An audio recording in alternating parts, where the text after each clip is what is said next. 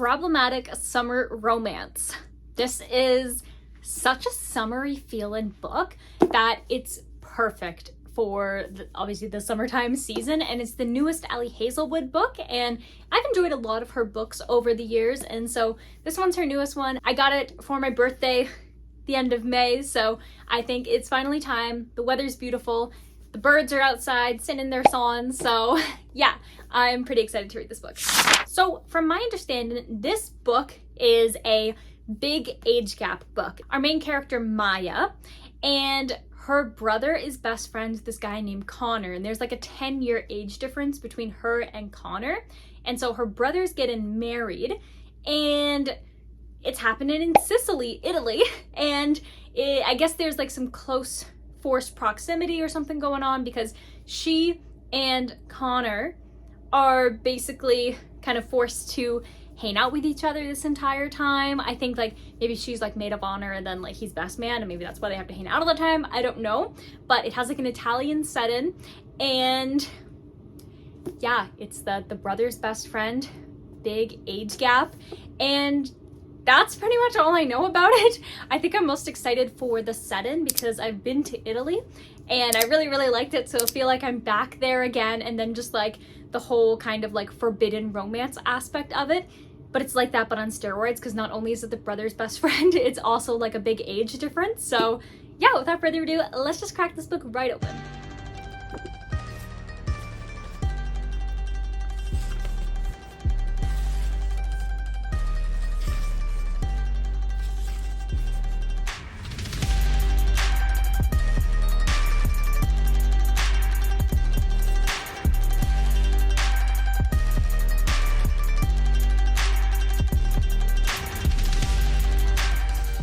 So I'm now a little bit more than 100 pages into problematic summer romance, and here are my thoughts so far. So far, I'm really enjoying this book. There's just something so special about the way Ali Hazelwood writes that just pulls you into it, and you just like suddenly you blink and you're like, oh, I'm already 100 pages into a book. Sweet, that's pretty cool. So where I am so far is that we've been introduced to our main character, Maya, and it's first person perspective from her perspective, and what's happening is that her brother Eli is getting married, and it's a destination wedding, so they're all going to Italy, and so she ends up going there, and she has the biggest crush on her brother's best friend, and it seems like there may have been maybe something there that they never kind of like, you know what I'm saying? Like, they never really went for it. I think maybe she tried to, but he kind of rejected her. But they were like best friends. And it's cool because some of these chapters, we get to see like how their friendship started. And then we get the chapters that are taking place in Italy of like where things are now. And he basically just keeps pulling the age card. Like, no. You're my best friend's little sister. You're still a child. Like, you're a kid. And like, he's constantly reminding her of that. His name is Conor, by the way.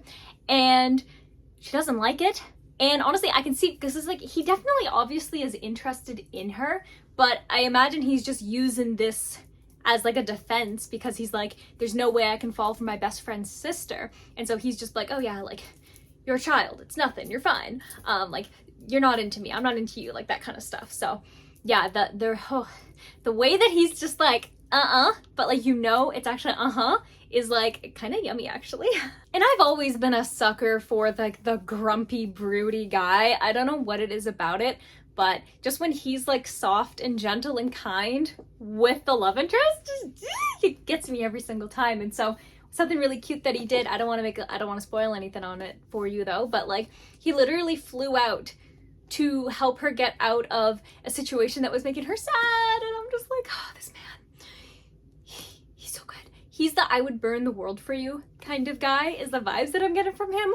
And he's single, but a bunch of his exes are at this event because he's part of like one of the founded members of this like tech company that Maya's brother is part of. So it's like Maya's brother, Conor, and then like two other characters. And so Conor has dated some of those characters, and so there's a lot of exes that he's been with there, but like Maya's like, oh, he's single, and he's like, no, Maya, like, you're a child, like, I'm not into you. But then there's like small gentle moments of them together, and it's like, it's so conflicting. If I was Maya, I would be annoyed too. And so there is definitely a lot of problematic things that are happening, and a situation that's happened that only Maya, Conor, and like one other person are, I don't want to spoil it, but let's just say that some of the characters are not going to be focused on because something happened to them. They didn't all die, don't worry. And so that means that Maya, the other person, and Conor are probably going to be the only ones who hang out, and who knows where that's gonna go. So yeah, I'm gonna continue to read Problematic Summer Romance, and I will see you when I'm about halfway through the book. So yeah, I feel like I'm gonna go, like I'm gonna freak out. I'm excited. Okay, see you then.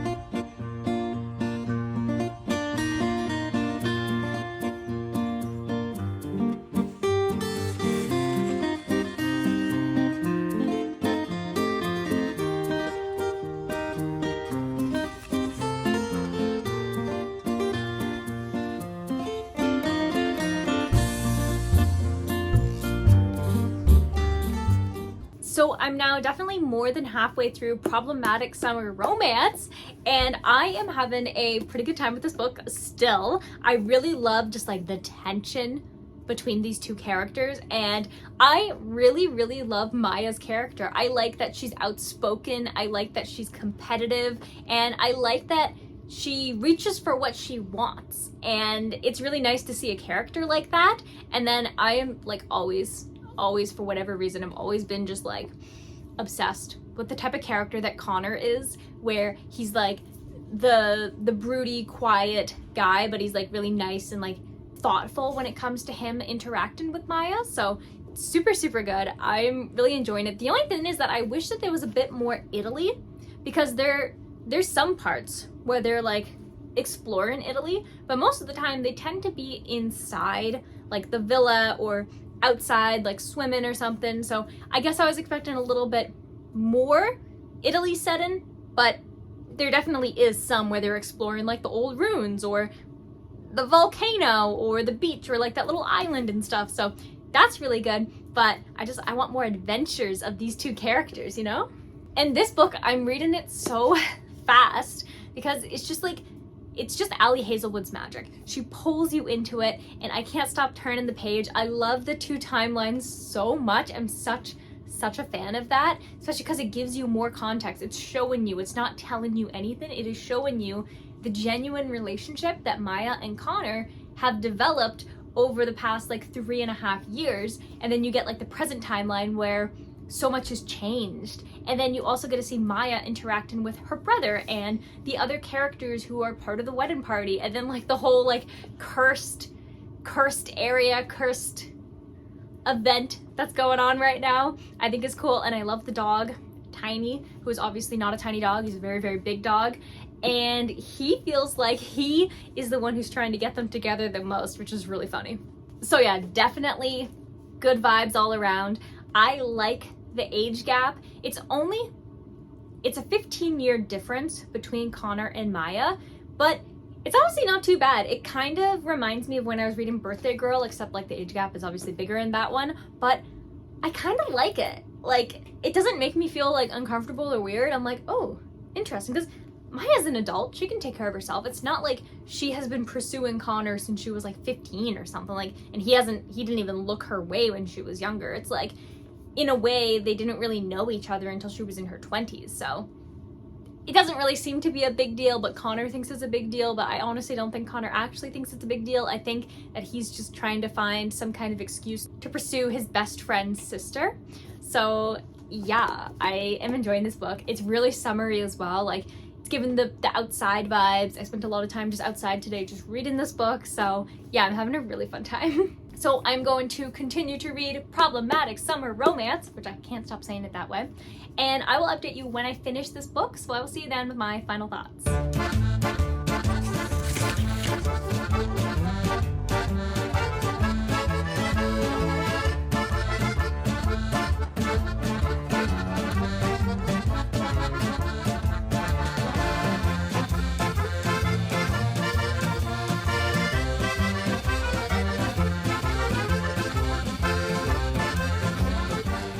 So I just finished Problematic Summer Romance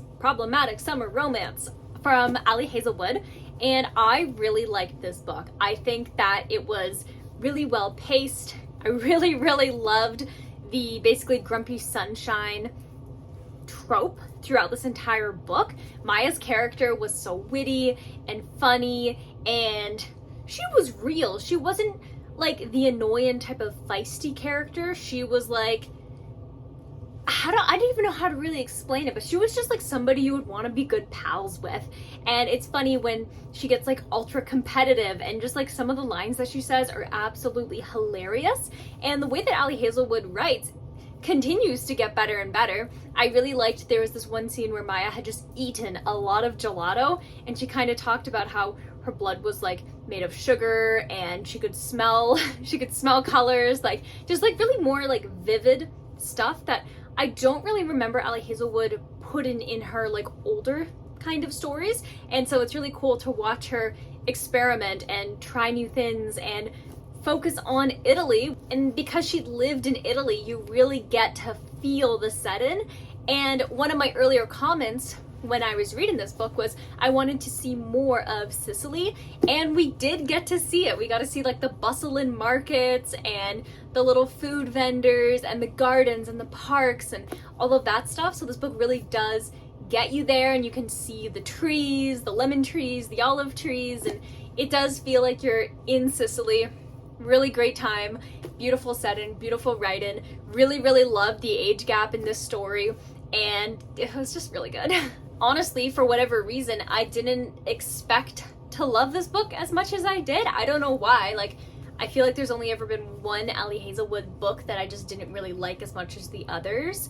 But all her other books I've absolutely adored. I love the way that she writes characters, puts them in these scenarios. I will say though that the kind of intimate moment felt really just like, boom, it just kind of happened. Which I get it, because it's like these characters have been wanting to be with each other for like over 3 years. And so when they finally see each other in person, I imagine it's a bit hard to hold back. And so I think that was the only part where I was like, wait, what? Did they just do that? Did they really just do that right now? But yeah, everything else was pretty solid, to be honest. So yeah, if you're looking for a fun summertime read, you're a fan of age gap romances, and you just get this cool Italian setting and lots of delicious sounding food. The food I had in Italy when I went was the best food I've ever had in my life, hands down. But yeah, that's basically this book. So today we are going to be awarding Problematic Summer Romance a total of 4 stars. This book was fabulous. I devoured it. It's the perfect kind of summertime read. It's like a vacation, but you're not actually on vacation, if that makes sense. It's funny. You have a really great cast of characters all stuck in like one area. You have forbidden love. There's a lot going on in this book, but in a really good way. And apparently it's actually the sequel to Not in Love, which I actually have not read that Ali Hazelwood book, but Maya's brother is the main character, I think. Maya and Rue in that one. I haven't read that one yet, but I don't think you have to read any of them in any particular order. So yeah, I have to read that one now, because apparently this is related to that, and I didn't know that until I finished the book and it was talking about, like in the acknowledgements, about how this is the sequel to that. And I was like, oh, who would have thought? I didn't know, but now I know, and now you know if you didn't know either. So thank you so much for watching. Let me know, what is your favorite Ali Hazelwood book? Leave it in the comments, and if I haven't read it, I'll definitely add it to my TBR. And if you enjoyed this video, definitely hit the like button. And if you haven't already, definitely hit the subscribe button and turn on the bell notification. That way you get notified anytime a new video comes out.